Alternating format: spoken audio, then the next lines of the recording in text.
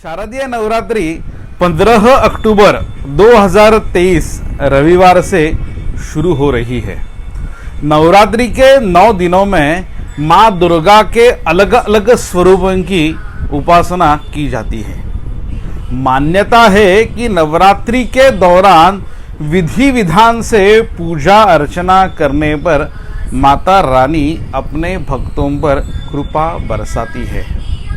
शरद ऋतु आरंभ पर यह प्रथम दिन होता है, इसलिए इसे शारदीय नवरात्रि भी कहा जाता है। सज्जनों, यह वीडियो शायद थोड़ा बड़ा हो सकता है, लेकिन वीडियो में अंत तक जरूर बने रहे, क्योंकि अंत में हर एक दिन का विशेष महत्व हम बताने वाले हैं। तो भगवती आदिशक्ति कुलदेवता की कृपा प्राप्ति के लिए जरूर अंतक्षण तक यह वीडियो देखते रहिए। नमस्कार दोस्तों, मैं आप सबका दोस्त सिद्धेश ब्राइट सिद्धेश इस YouTube चैनल पर आप सबका हार्दिक मनःपूर्वक स्वागत करता हूं। दोस्तों, आज का विषय है नवरात्रोत्सव 2023 विशेष। माँ दुर्गा को प्रसन्न करने के लिए भक्त 9 दिनों का उपवास भी रखते हैं। कलियुग में चंडिका आराधना यानी कि भगवती माता रानी की सेवा विशेष और शीघ्र फलदायी होती है। यह हमारे पुराणों ग्रंथों में बताया गया है। ब्रह्मा, विष्णु, महेश तथा प्रभु रामचंद्र एवं सभी देव देवता और राक्षस एवं दानवों ने भी भगवती शक्ति की आराधना नवरात्रि काल में की है, ऐसे हमने देखा है।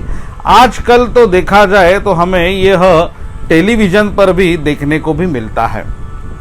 नवरात्रि के दौरान कई बार तिथियों को घटने और बढ़ने के कारण अष्टमी, नवमी और दशमी तिथि में असमंजस की स्थिति बन जाती है।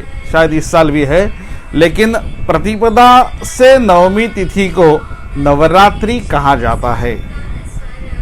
नवरात्रि के मुख्य 4 प्रकार और 4 अंग होते हैं, जो कि प्रतिपदा से नवमी तक नवरात्रोत्सव, तृतीया से नवमी तक सप्तरात्रोत्सव, पंचमी से नवमी तक पंचरात्रोत्सव और सप्तमी से नवमी तक त्रिरात्रोत्सव कहा जाता है। अगर घटस्थापना के दिन कोई सोयर सुतक हो तो जो पक्ष हमें अनुकूल हो उस पक्ष में देवता स्थापन पूजन जरूर करें और कुल धर्म खंडित ना करें।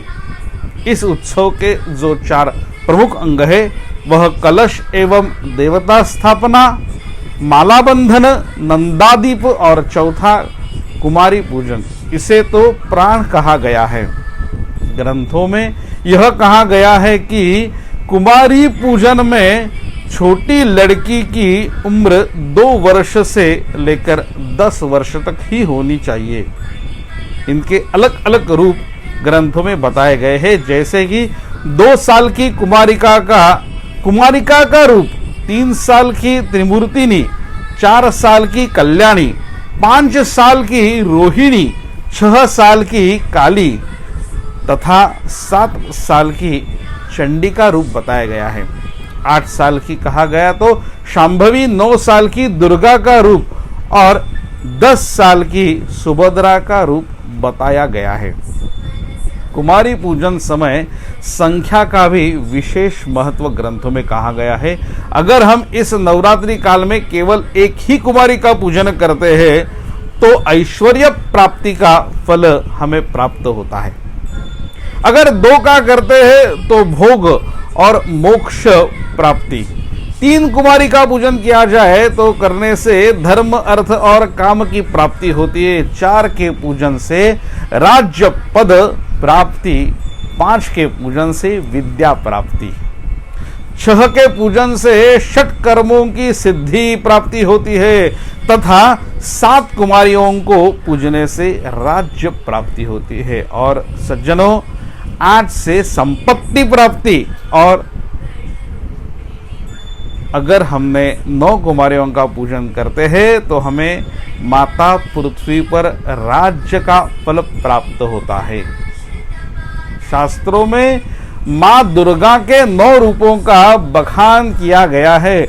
नवरात्र के दिनों में माँ दुर्गा के अलग अलग स्वरूपों की पूजा करने से विशेष पुण्य मिलता है, ऐसे ग्रंथों में कहा है। ऐसी मान्यता है कि माँ दुर्गा अपने भक्तों के हर कष्ट हर लेती है और कृपा करती है।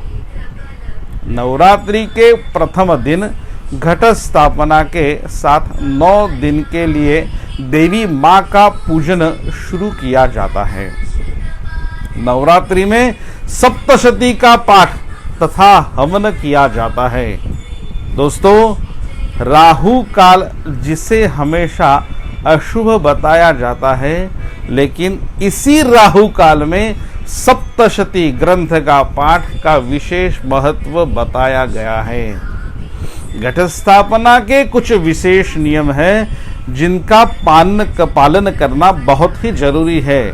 घट स्थापना के लिए शुभ मुहूर्त का विशेष रूप से ध्यान रखें।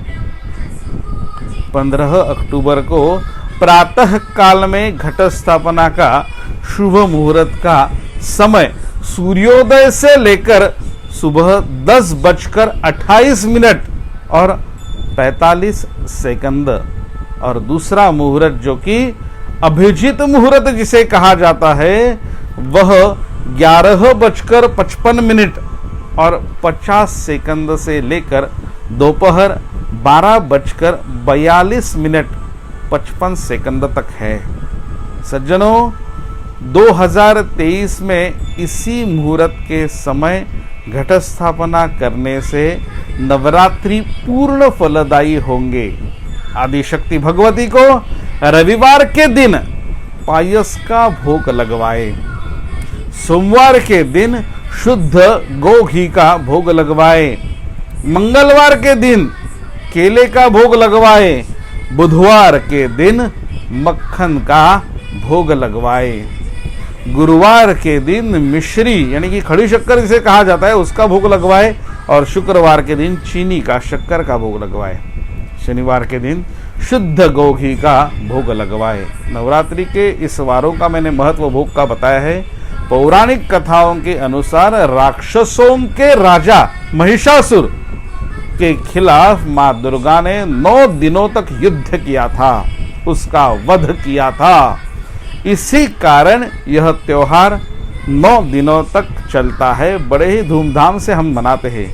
महिषासुर मर्दिनी देवी की शक्ति और बुराई पर जीत हासिल करने का यह अंतिम दिन होता है, जिसे महानवमी कहते हैं, विजयादशमी कहते हैं। विजयादशमी के दिन हर एक श्रद्धालु हिंदू इस दिन अपने रिश्तेदारों से तथा मित्रों से मिलते हैं और सोन पत्तियों का आदान प्रदान करते हैं।